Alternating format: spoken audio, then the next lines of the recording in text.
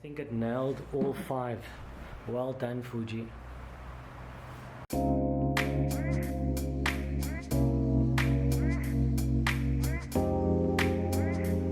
Hey guys, welcome back to my channel, and in this video we're gonna have a look at the 16 to 55 2.8 WR-LM lens, and we're gonna look at the following aspects of this lens, which is build quality, image quality, autofocus in video, as well as some other characteristics of this lens. And then I'm going to give you my final thoughts after using this lens for almost a full year. So in terms of build quality on this lens, it is nothing short of excellent. And when I picked up this lens for the very first time, I immediately noticed the build quality compared to my 90mm f2, my 35mm f2, and I also noticed its weight. It comes in at 655 grams and is quite weighty, whether using it on a XT body or a XS body. It's based on a metal lens mount and also has a clickable aperture ring. Don't know if you guys can hear that. From f2.8 up to f22. The zoom ring is well dampened, and there's absolutely no hesitancy going from 16mm to 55mm. The only gripe I have is the dinky plasticky lens hood. I would presume over time it's going to wear out. Then one other thing to mention on build quality is that what I've noticed after some use, or I've seen posts online with regarding to the rubber ring coming loose. So even a friend of mine, he's got the exact same lens, and after heavy use, the glue on this rubber ring actually, pulled loose. And I also saw another post online where somebody actually replaced it with a leather ring. So that's just one thing to look out for if buying this lens used. So in terms of zoom range on this lens, it covers a wide variety of focal lengths. Which is basically 4 primes in one zoom, which would be your 16mm, 23mm, your 35mm, and your 55mm, which could be used for portraits or to get a more out of focus background.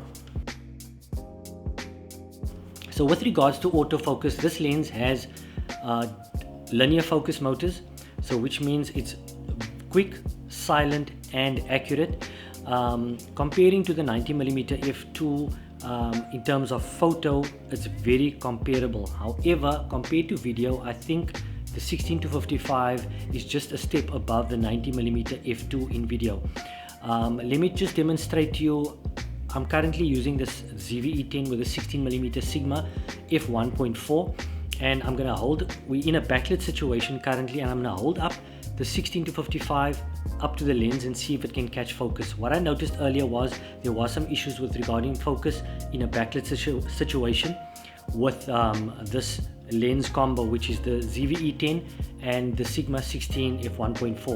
So I'm just going to hold up the lens and see if it can catch focus, and then we're going to do the same experiment with the Fuji and this particular lens, just to demonstrate how accurate the focus is on this lens. Actually looks as if the Sigma 16 is in manual focus.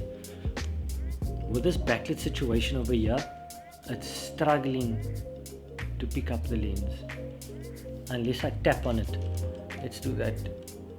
There it picks up the focus now. But if I cancel the tracking, and let's see, covering my eyes, still nothing.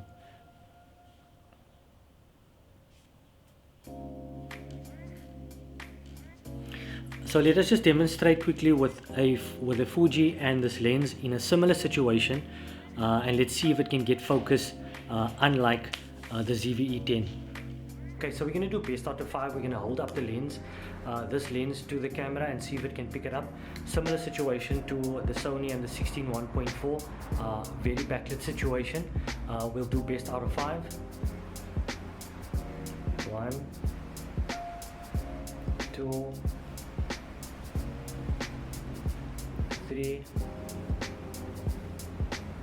4, 5, 6, and I think it nailed all 5. Well done, Fuji.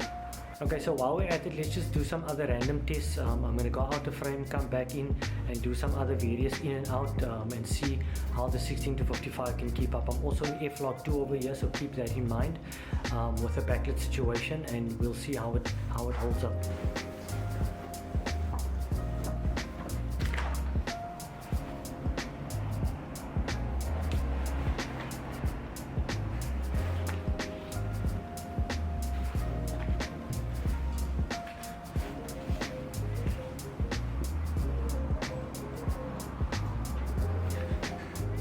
Seems to be picking up my eye quickly.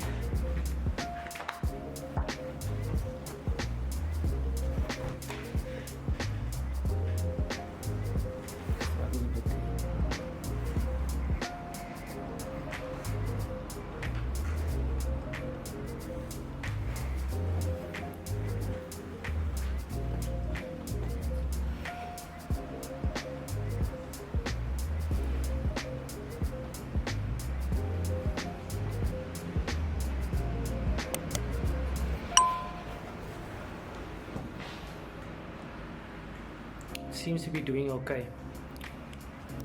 So as you guys can see in that scenario, this lens paired with one of the newer Fuji bodies performed extremely well in a backlit situation, and even compared to the Sony ZV-E10 with its great autofocusing system and the Sigma 16 paired to that, couldn't perform like this particular lens in this scenario. So in this section, I'm going to put up some samples of images that I've captured with this lens on a X-H2S body as well as a X-T2. This is a red badge lens, so optically it should be superb. This lens renders more to the clinically sharp side than having character. If I compare this lens to the 56 1.2 that I use occasionally, it doesn't have that same character as your 56 1.2 or 1.4 primes. It has a more clinically sharp characteristic, and when pairing this lens with a ProMist filter or a black ProMist filter like the one I use, the 1/8 strength, that is when I feel that this lens produces image quality that I can appreciate, or that my style of capturing images. So just be wary that this lens is very sharp and it doesn't give you the character that you would get from your f1.2 and f1.4 primes. Having said that, the zoom range on this lens, like I mentioned earlier, is 16-55. So if you want a one and done lens and you're able to get one, used in a decent condition at a fair price, then I would definitely recommend this lens as an option for you. Now, going to my final thoughts on this lens, whether you should purchase it or not, there are various factors to take into consideration. Number one would be, what body are you using? If you're using of the older bodies without image stabilization, I would opt for the Tamron 17-70. Now, I haven't used that lens, although I'd like to test it. That lens has optical image stabilization. Now, for all the older Fuji bodies like your X-T1, your X-T2, your X-T3, they don't have optical image stabilizer built into the camera. Therefore, the 17-70 Tamron, I would rather recommend that lens over this one. There has been some quite good reviews in terms of image quality on that lens. And then if looking at the Sigma 18-50, that's also another option for Fuji users. And I haven't tested that lens as well, but that's also another option to look at over the 16-55. And in terms of price, the Sigma comes in at a way lower price. So that's why I say, if you can get the 16-55 in a good used condition at a fair price, go for the 16-55. And if you can't, then the 18-50 Sigma on one of the newer Fuji bodies that has optical image stabilization built in would also be great. So that's my take on the 16-55. Thanks for watching. If this video helped you in any way, please hit the like button, subscribe to the channel for more content like this.